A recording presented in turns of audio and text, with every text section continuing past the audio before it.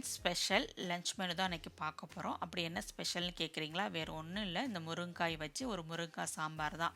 முருங்கைக்காய், 4 கத்தரிக்காய், அப்புறம் ஒரு உருளைக்கிழங்கு வச்சு ஒரு சாம்பாரும், அப்புறம் வந்து மஷ்ரூம் வச்சு ஒரு ஃப்ரையும் பண்ணிடலான்ட்டு வாங்கிட்டு வந்திருக்கேன். மஷ்ரூம் நல்லா ஃப்ரெஷ்ஷாக இருந்தது, அதனால் வந்து அதை வச்சு ஒரு ஃப்ரை பண்ணிடலான்ட்டு பிளான் பண்ணியிருக்கிறேன். கூடவே பார்த்தீங்கன்னா அந்த பீன்ஸுங்க, இந்த பீன்ஸ் வந்து ரொம்ப ரேராக தான் இங்கே கிடைக்கும். அது எல்லா தமிழ் கடைகளையும் இந்த பீன்ஸ் வந்து கிடைக்கிறது கிடையாது. இது வந்து முஸ்தபா போயிருந்தேன், ஸோ அங்கே இருந்தது வாங்கிட்டு வந்தேன். இந்த பீன்ஸ் வச்சு பொரியல் பண்ணால் தான் ரொம்ப சூப்பராக இருக்கும். அதனால் முஸ்தபா போகிறப்பெல்லாம் அந்த பீன்ஸை வந்து நான் எடுத்துகிட்டு வந்துடுவேன். இங்கே இருக்க தமிழ் கடைகளில் வந்து இந்த பீன்ஸ் வந்து கிடைக்க மாட்டேங்குது. ஏன்னா வந்து இது யாரும் வாங்க மாட்டேங்கிறாங்களாம் சரியாக. இது வந்து விலையும் ஜாஸ்தியாக, அதனால் கிடந்தால் வந்து லாஸ் ஆகுது அவங்களுக்கு அப்படிங்கிறதுனால இதை வாங்க மாட்டேங்கிறாங்க. ஸோ வந்து முஸ்தபா பக்கம் போனோம்னா அங்கே வாங்கிட்டு வர்றது. ஸோ இதை வச்சு இன்றைக்கி வந்து ஒரு சூப்பரான பீன்ஸ் பொரியல் செஞ்சிடலாம். வீக் டேஸில் பார்த்தீங்கன்னா நம்ம முருங்காய் சாம்பார் வச்சா யாரும் சாப்பிட மாட்டேங்கிறாங்க. ஏன்னா ஆஃபீஸுக்கு ஸ்கூலுக்குலாம் எடுத்து போய் முருங்காய் சாப்பிட முடியாது. அதனால தான் வீக்கெண்ட்ஸில் நம்ம டைம் கிடைக்கும் போது நான் வந்து முருங்காய் சாம்பார் வச்சுறது, முருங்காய் ரெசிபி ஏதாவது வந்து செஞ்சிடுறது. முருங்காய் சாம்பார் செய்கிறதுக்கு இன்றைக்கி வந்து குக்கரில் இல்லாமல் ஓப்பனில் தான் வந்து நான் பருப்பு வந்து வேக வைக்க போகிறேன். 2 டம்ளர் வந்து துவரம் பருப்பு எடுத்திருக்கேன். அதனால் அலசிட்டு ஒரு 6 பல்லு பூண்டு வந்து அதோட சேர்த்துட்டு தேவையான அளவு தண்ணி சேர்த்து நம்ம வந்து கொஞ்சமாக மஞ்சத்தூளும் சேர்த்துட்டு நம்ம வந்து அடுப்பில் வச்சு வேக வச்சிடலாம். பருப்பு நல்லா வேகட்டும். இந்த மாதிரி டக்குன்னு வெந்துருங்க. பருப்பு வந்து ஓப்பனில் வச்சாலுமே டக்குன்னு வெந்துடும். டைம் இருக்கனால வந்து இந்த மாதிரி தான் ஓப்பனில் தான் வைப்பேன். அப்போ தான் முருங்காய் சாம்பார் ரொம்ப நல்லாயிருக்கும். இது கூடவே தக்காளி, வெங்காயம்லாம் சேர்த்துக்கலாம். சேர்த்துட்டு இப்போ வந்து பருப்பை வந்து வேக வச்சிடலாம். தேவையான அளவு உப்பும் சேர்த்துக்கிட்டு கொஞ்சம் நேரம் விட்டோம்னாவே அது அழகாக மலர்ந்து வெந்து வந்துடும். இப்போ அதுக்கிடையில் வந்து மஷ்ரூமை வந்து க்ளீன் பண்ணிவிட்டு நம்ம பொடி பொடியாக கட் பண்ணி எடுத்துக்கலாம். மஷ்ரூமை வந்து பக்கோடா மாதிரியும் செய்யலாம். இதில் வந்து வெங்காயம்லாம் சேர்த்து நம்ம பக்கோடா மாதிரி செய்யலாம். நான் வந்து சும்மா இன்றைக்கி ஃப்ரை மாதிரி தான், வெங்காயம் சேர்க்காமல் ஃப்ரை மாதிரி செஞ்சுருந்தேன். இந்த மாதிரி பொடியாக கட் பண்ணிட்டு இதில் கரம் மசாலா, அதுக்கப்புறமா காரத்துக்கு தகுந்ததுக்கு மிளகாய்த்தூள், அதுக்கப்புறமா வந்து ஜிஞ்சர் கார்லிக் பேஸ்ட் சேர்த்துக்குங்க. கூடவே உப்பு, மஞ்சத்தூள் இதெல்லாம் சேர்த்துட்டு இதில் வந்து கொஞ்சமாக வந்து கடலை மாவு 2 ஸ்பூன் அளவுக்கு சேர்த்துட்டு, கார்ன்ஃப்ளவர் மாவு 1 ஸ்பூன் அளவுக்கு இருந்தால் சேர்த்துட்டு மிக்ஸ் பண்ணிக்கலாம்.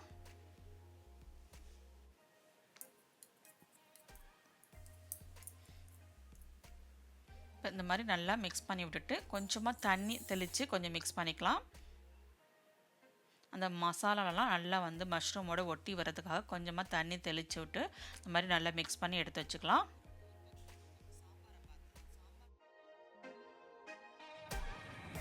இப்போ பருப்புலாம் நல்லா மலர்ந்துருச்சு. இப்போ நம்ம கட் பண்ணி வச்சது காயெல்லாம் கூட சேர்த்துக்கலாம். முருங்காய் எப்பொழுதுமே ஃப்ரெஷ்ஷாக இருந்துச்சுன்னா நான் நிறையவே வாங்கிட்டு வந்துடுவேன். எனக்கு முருங்காய் சாப்பிட ரொம்ப பிடிக்கும். அதனால் வந்து நிறையவே நான் சேர்க்குறது, முருங்காய் வந்து நிறைய சேர்ப்பேன்.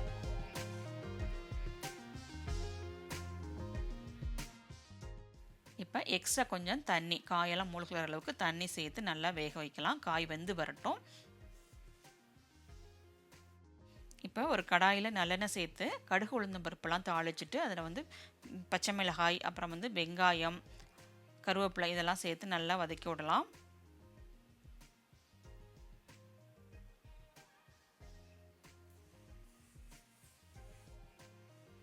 வெங்காயம் நல்லா வதங்கினதுக்கப்புறம் பொடியாக கட் பண்ண பீன்ஸையும் சேர்த்துக்கலாம்.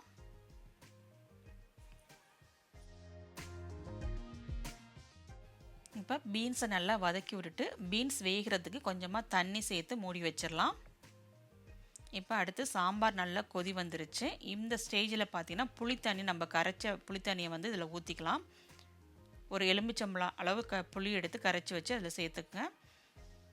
கொஞ்சமாக இனி கொஞ்சம் கொதி வந்ததுக்கப்புறமா நம்ம சாம்பார் பொடி நம்ம சேர்த்துக்கலாம். இப்போ வந்து பீன்ஸுக்கு தேவையான அளவு உப்பும், அதுக்கப்புறமா தேங்காய் துருவலும் சேர்த்து மிக்ஸ் பண்ணிவிட்டு இறக்கிட்டோம்னா போதும். சூப்பரான பீன்ஸ் பொரியல் வந்து ரெடி ஆயிரும்.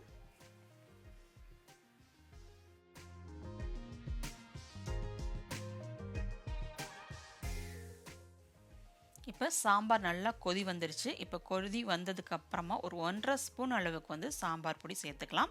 காரத்துக்கு கொஞ்சமாக மிளகாய் பொடி. ரொம்ப வந்து சாம்பார் பொடி வந்து அதிகமாக சேர்க்கக்கூடாது சாம்பாருக்கு. ரொம்ப கொல கொலன்னு வந்துடும். அது முருங்காய் சாம்பார் கொஞ்சம் தண்ணியாக இருந்தால் தான் நல்லாயிருக்கும்.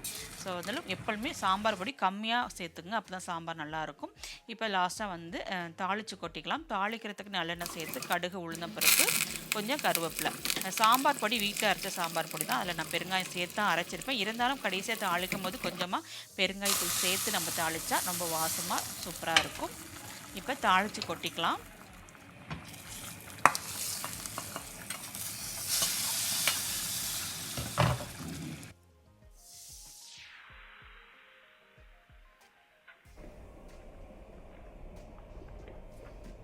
லாஸ்ட்டாக கொத்தமல்லி தலைகளை தூவி இறக்கிட்டா சூப்பரான சாம்பார் வந்து ரெடி ஆயிரும். இப்போ கடாயில் எண்ணெய் சேர்த்து நம்ம மஷ்ரூமை வந்து பொரிச்சு எடுக்கலாம். இப்போ அதுக்கு முன்னாடி பார்த்தீங்கன்னா கொஞ்சம் அப்பளத்தை பொரிச்சு எடுத்துக்கலாம்னு சொல்லிட்டு கொஞ்சம் அப்பளத்தை வந்து பொரிச்சு எடுத்துக்கிட்டேன்.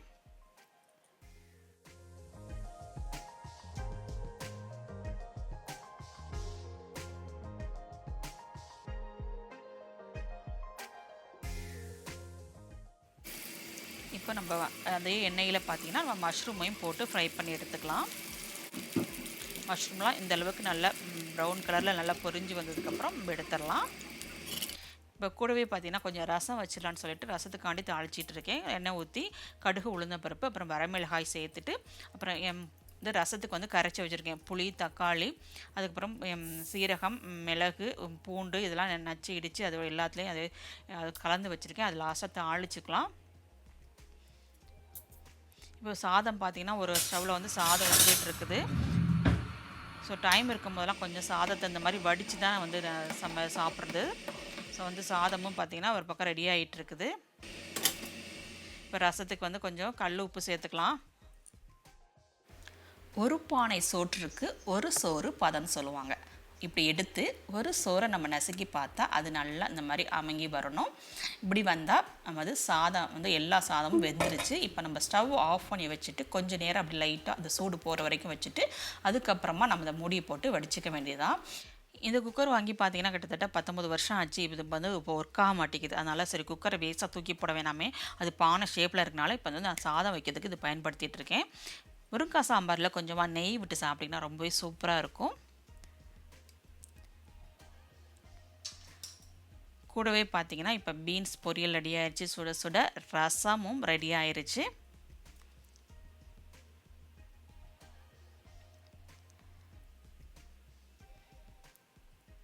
அதுக்கப்புறமா மஷ்ரூம் ஃப்ரையும் சூப்பராக ரெடி ஆயிடுச்சு.